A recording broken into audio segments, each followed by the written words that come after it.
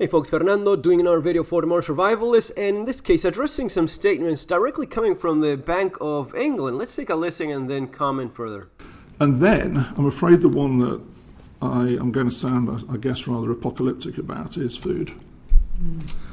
So when I was in Washington at the IMF World Bank Spring Meetings a month or so ago, and we had the Ukrainian finance minister there. I did spend most of my time in meetings. People think I spent most of my time walking out of meetings. I didn't actually, but only when the Russian finance minister came on. But I have to tell you that I think this is a big concern, because I think two things that the Ukrainian finance minister said. One is Ukraine does have food in store, but it can't get it out at the moment. Two, while he was optimistic about crop planting, as you know, Ukraine is a major supplier of wheat, major supplier of oil, cooking oils. And he said, he was pretty optimistic about planting, interestingly, but he said at the moment, we have no way of shipping it out. As things stand at the moment, it's getting worse. And that is a major worry, and it's not just, I have to tell you, a major worry for this country, it is a major worry for the developing world as well. And so if I had to sorry for being apocalyptic for a moment, but that's Second time he a major says concern. Apocalyptic. Second time he says and so if I had to sorry for being apocalyptic for a moment, but that's a major concern. So he's saying...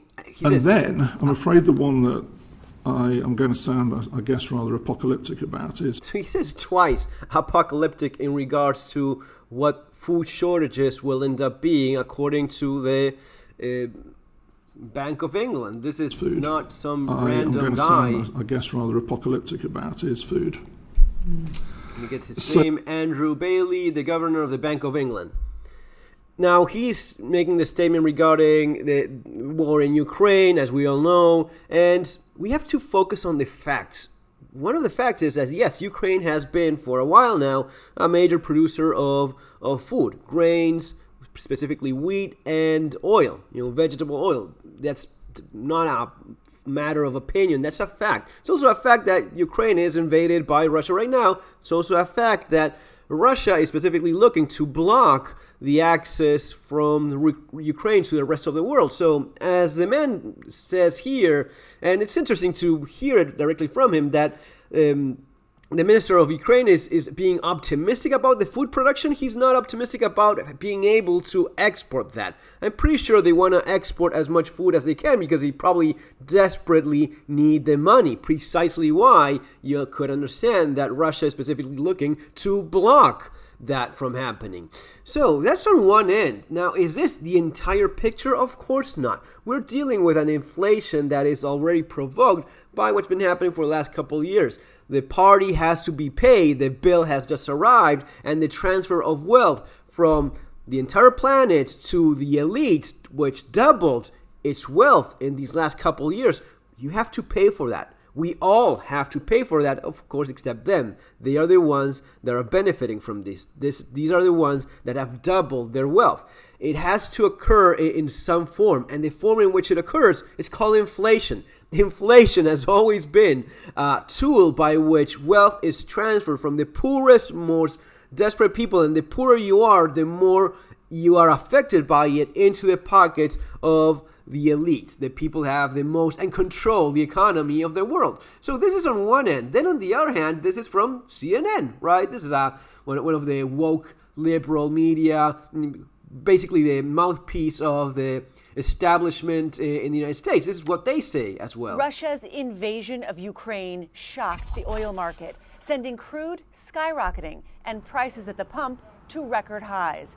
But that could look like a blip compared to food prices. Consider this. Russia supplies 8% of global oil exports, but Ukraine and Russia together supply about 29% of all wheat exports. The prospects of sharply curtailed supplies from the world's breadbasket is sending gyrations through the market. Wheat futures surged in early March and have been volatile ever since. In the U.S., expect higher prices for bread and cereal, which were rising even before Russia launched its war in Ukraine in late February. That's interesting. But most U.S. consumer brands don't rely on imported wheat, so supply disruptions are unlikely. But that's not the case for the rest of the world. Russia and Ukraine are the top wheat suppliers for Egypt, Turkey, Nigeria, Indonesia, Bangladesh, and Pakistan. And it's not just wheat. Ukraine is also a major exporter of corn oil and the world's largest supplier of sunflower oil. Those prices have surged too, as war prevents supply from leaving the country. Fears are growing that soaring prices in the Middle East and Africa could fuel social unrest. Remember, outrage over food prices helped spark the Arab Spring uprising in 2011. In the months before, world food prices hit a record high. More than a decade later, prices are again in record territory. And Russia's invasion of Ukraine is only making the situation worse. Cracks are already showing, with recent protests in Sri Lanka, Pakistan, and Peru over rising food and fuel prices.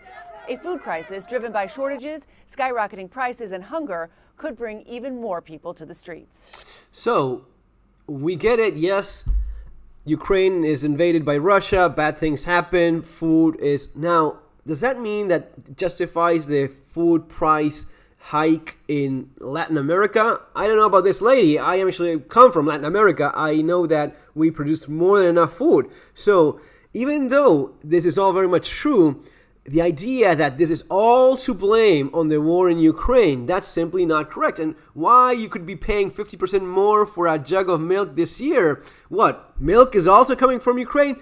At the end of the day, what you're looking at is inflation caused by the uncontrollable, insane printing of money and spending by governments in the United States, Europe, and you now have to pay for that because that money did not go into your pockets. It went into the pockets of the elite. You have to pay for that yourself now.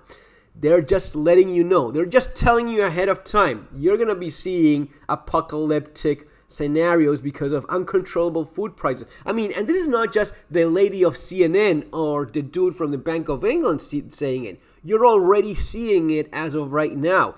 It's not just food. It's pretty much everything going up in price. Have you looked around recently? The prices of building materials have 50%, 100% is not unheard of that many of these prices have doubled. I mean, the store that's from down the street from where I am, the price of bread doubled. Didn't go up 50%, doubled. And sure, you can find cheaper, more affordable ones, but all of those are also more expensive as well. What you're looking at here, guys, is a situation in which food is going to be expensive. And when food is expensive, who suffers that the most? What? The poorest people of society. The poorer you are, the more affected you will be. Now, if you're middle class, it's not going to be a walk in the park either. It's going to be very difficult. You're looking at inflation like you've never seen before. Now, I have seen it before. I've read about it, and you can benefit from that experience in surviving the economic collapse from my experience in Argentina, precisely with this sort of thing. Now, this kind of thing triggers social, political unrest throughout the countries that are being affected. We're looking right now at maybe most developed nations. So also street survival skills for the practical stuff. Bugging out and relocating is about making those tough decisions. This is something that you may want to consider depending on where you are. Is it the end of the world? I've always been very cautious about no, it's not the end of the world. It's just a suckier, harder, tougher, more difficult world that lots of people are simply not used to because you've lived a pretty comfy living. People in Latin America, people in Argentina, I have my Spanish channel as well. I have a Spanish channel about survival and preparedness where, guess what? Most people that watch my survival content are from Latin America. Argentina, people of the Spanish-speaking community, they watch my channel and they go, yes, Fernando, we've gone through it already. What's new, right? So those folks, we're already used to this sort of thing. 50% inflation, yeah, that's the kind of reality. 25, 20, 30% inflation per year, yes, that's the kind of reality we're living. Now, this means that it's a different world from what you've known so far. You don't know a world where 80% of people are poor. I do. My countrymen do as well. They still understand the importance of everything that I'm explaining. That's why I have more people, more followers in my Spanish channel than in my English-speaking channel, because these are people that understand what I explain a lot better because they suffer it themselves directly in real life in the flesh. Now, many times over the years, I've had this The biggest problem I've had was convincing people about lots of these things that they thought, this could never happen here. No, that happens in Latin America, those third world crap holes, third world countries, sure, but not here. You know what, man? Yes, here. Yes, here. It's happening already. You're seeing it already. You still don't understand what's following what you're seeing already. So the food prices, the prices of everything going up, the way this is just like when you went back a couple years and you saw that they locked everyone in their homes. You were not allowed to leave. You were not allowed to run your business. You were forced to watch as they kept on printing money nonstop. Trillions of dollars of printed money going into the pocket, supposedly for aid, which you probably got nothing of, or, peanuts, leftovers, nothing. But the trillions went to the pockets of the elite, the people that own everything, right? You now have to pay for that. So 2 years ago, we already knew this was going to be happening. We knew it was going to be wrecking the economy, that inflation would be terrible, that even though the economy is doing great, the economy is not doing great for you. It's doing great for the guy that doubled his wealth in these last couple of years. Yeah, the economy is doing great for him. Does not mean that's going to be great for you. You are going to be looking at this 80% poverty or lower middle class that I'm explaining, that we've learned to live with after years of constant unrest and horrible economic reality. Now, I'm telling you that just like that insane spending that went on triggered mostly the inflation that you're seeing now, and the food prices are not just because of Ukraine, are because of the inflation that you're having to pay for now. Remember, those prices going up, there's a cut that's going directly into the pocket of the government. And when I say the government, it is the elite, because that's who runs the government really. The idea that it's a different, separate institution, no, these are the people that do the bidding of the elite, right? So that you're going to be paying for now. I'm also telling you here right now that increase in prices, that kind of inflation, has extremely serious social consequences, which you just not understand and you could not possibly be prepared for. That's why I'm warning you right now. Get ready for this. You have my books, you have my channels. There's a lot of information out there. And base yourself on practical survival and preparedness. Yeah, sure, this is the stuff I do. This is the stuff I promote, of course. But there's a huge difference between this and the bushcrafting, starting. You'll go through the same process I went 10 years ago, 20 years ago, right?